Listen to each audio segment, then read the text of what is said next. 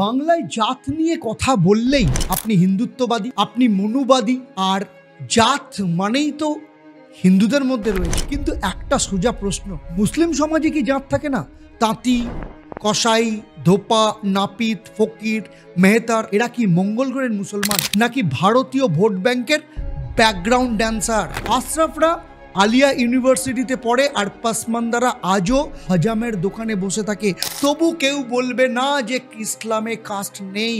কারণ সত্যি কথা বললে সেকুলার প্রগতিশীল চেতনার হার্ট অ্যাটাক যে হয়, তাই সত্য বচনে আজ সত্য কথা বলবো। আজকের এপিসোডে বলবো কিভাবে বাংলার মুসলিম সমাজের ভেতরে জাত চলতেই থাকে আর কিভাবে রাজনৈতিক দলগুলো ভাইচারার ভ্রাতৃত্বের স্লোগানের ঢেকে দেয় একটা জাতীয় সংকটকে। আজ আমি সেই সব মুসলিম সমাজের নিপীড়িত, শোষিত, অবহেলিত, খেটে খাওয়া মুসলিম ভাই বোনদের কথা বলছি, যাদের ধর্মের নামে, সেকুলারিজমের নামে স্বাধীনতার পর থেকে আজ অবধি সব রাজনৈতিক দলগুলো কেবলমাত্র ভোট ব্যাংক মনে করে এসেছে, আর তার বদলে পেয়েছে প্রতিশ্রুতি, অশিক্ষা, অপুষ্টি, চরম দারিদ্রতা এবং অত্যন্ত অস্বাস্থ্যকর জায়গায় একটু মাথা গোজার ঠাঁই। তাই এবার জাত নিয়ে শুধু হিন্দুদের কথা নয়, মঞ্চে নিয়ে আসছি আমি সেই সব অন্ধকার মুসলিম সমাজকেও, যাদের কথা কেউ বলে না। কারণ মুখ খুললে আপনি তো ফ্যাসিস্ট, আর প্রশ্ন করা অপরাধ। মুসলিম সমাজেও কি তাহলে হিন্দুদের মতো জাত আছে? আপনি যদি এই প্রশ্ন করেন, সাথে সাথে আপনাকে 3টে লেভেল কিন্তু সেঁটে দেবে। 1, আপনি কমিউনাল; 2, হিন্দুত্ব; আর 3 নম্বর হচ্ছে আপনি হোয়াটসঅ্যাপ ইউনিভার্সিটি স্কলার। কিন্তু প্রশ্নটা তো যুক্তির, আর উত্তরটা সত্যি থাকা উচিত। তাই তত্ত্বে সমতা থাকবে, বাস্তবে জাতপাতের টানাটানি দেখে নি চলুন ইসলাম ধর্মে আছে কিনা। কোরআন হাদিস সবাই বলছে লা জাত লা বর্ণ, সবাই আল্লাহর বান্দা। কিন্তু ভারতীয় মুসলিম সমাজ, বাংলার মুসলিম সমাজ জিজ্ঞাসা করবে আপনি কি সৈয়দ? তাহলে তো আপনার কবর আলাদা হবে। ভারতীয় মুসলিমদের মধ্যে 3টে স্তরের জাত, স্পষ্ট জাত বিভাজন রয়েছে।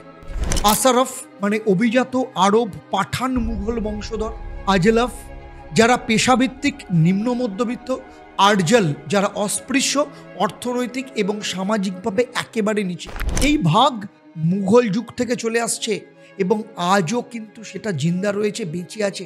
তবে হোয়াটসঅ্যাপে নয়, মাঠে ময়দানে, বাস্তবের মাটিতে। বাংলার মুসলিমদের জাত তালিকা যদি বিশ্লেষণ করা যায়, এখানে তথ্য এসেছে পশ্চিমবঙ্গ সংরক্ষণ কমিশন, সাচার কমিটির report, anthropology survey of India থেকে। আশরাফ উচ্চজাত মুসলমান, যারা সৈয়দ, যারা নবীর বংশধর বলে দাবি করে; শেখ আরব যাদের গর্ভ এবং উচ্চ ধর্মীয় পদে আধিপত্য; মুঘল পাঠান, বিদেশি রক্তের অহংকার। এদের কোথায় দেখা যায়? মসজিদের ইমাম, ওয়াফ board, Islamic foundation, Aliah university, মুসলিম পার্সোনাল ল বোর্ড। আর আজলাফ ওবিসি মুসলিম, আনসারি, জুলাহা এরা তাঁতি সম্প্রদায়, কুরেশি কসাই, সালমানি নাপিত, ধুনিয়া কাপড় ধোয়া রং করা, সৈয়দ, মুন্সি, শিখা, ফকির ভিক্ষুক শ্রেণী এবং সংস্কৃতি বহনকারী। এদের ধর্মীয় ক্ষমতা নেই, ইমাম হলে এদের আপত্তি আর ইন্টারম্যারেজ ফতোয়া জারি হয়ে যাবে।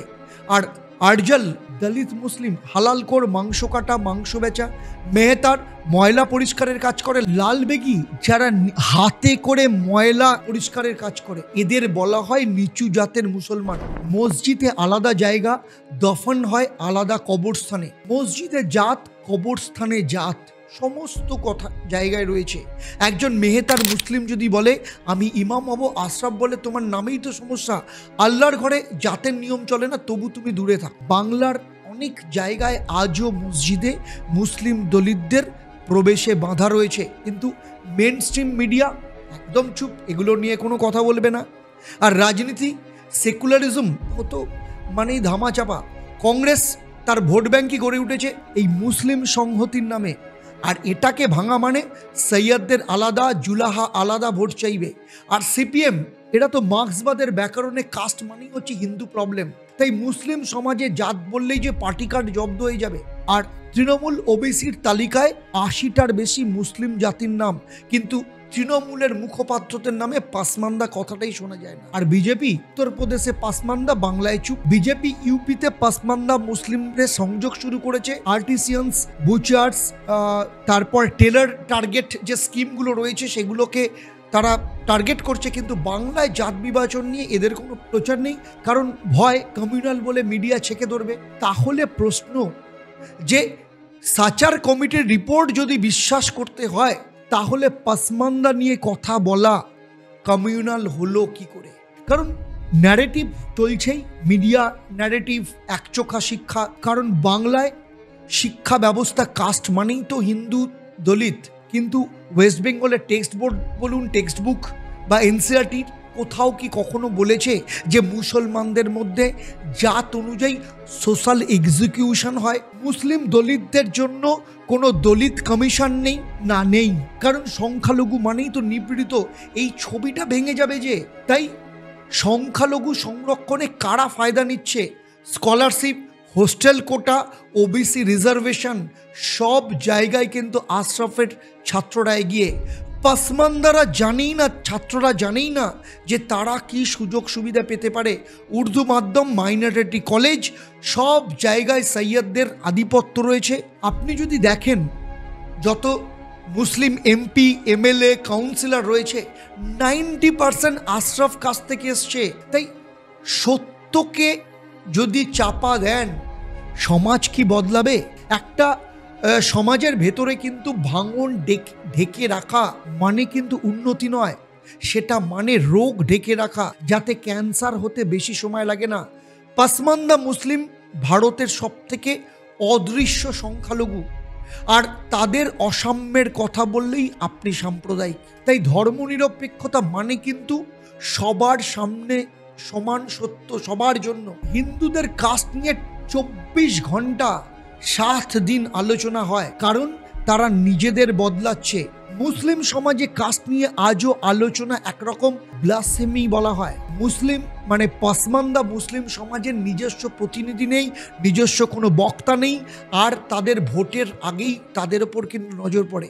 আর সেকুলারিজম মানে যদি সত্য চাপা দেওয়া হয়, তাহলে সেটা সমাজ নয়, একটা সিস্টেমেটিক মিথ্যে কথা। তো বন্ধুরা, এখন বুঝলেন তো মুসলিম সমাজেও কাস্ট আছে, আর সেটা হোয়াটসঅ্যাপে ছড়ায় না, ইতিহাস আর রিজার্ভেশন কমিশন দেখলেই, রিপোর্ট দেখলেই বোঝা যায়।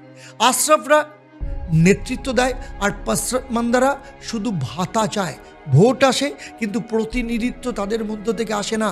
ধর্ম বদলালেও জাত বদলায় না রে ভাই। তাই এগুলো নিয়ে কোনো মিডিয়াতে কখনো টপিক উঠবে না, কারণ এগুলো টিআরপি দেয় না।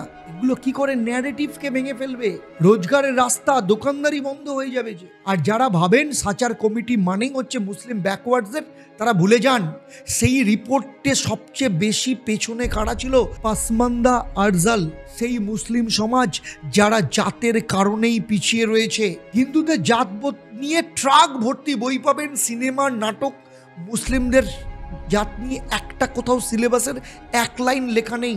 আর আপনি যদি সত্যি মনে করেন সত্যি চাপা দিলে সমাজকে বদলানো যায় না, তাহলে এই ভিডিওটা আপনি অবশ্যই শেয়ার করুন, কমেন্টে জানান আপনি পাসমান্দা নিয়ে আগামী দিনে রাজনীতি কি সত্যি দেখতে চান, না এদের উন্নতি চান। আর সেই সাথে অবশ্যই সাবস্ক্রাইব করুন সত্যবচন, কারণ এখানেই সমাজের নিষিদ্ধ প্রশ্নগুলো উঠে আসে আর মুখ চোখে আলো পড়ে। তাহলে আজকের মতো বিদায় নিচ্ছি, আবার চলে আসবো পরবর্তী এপিসোডে এইরকমই একটা হার্ডকোর টপিক নিয়ে।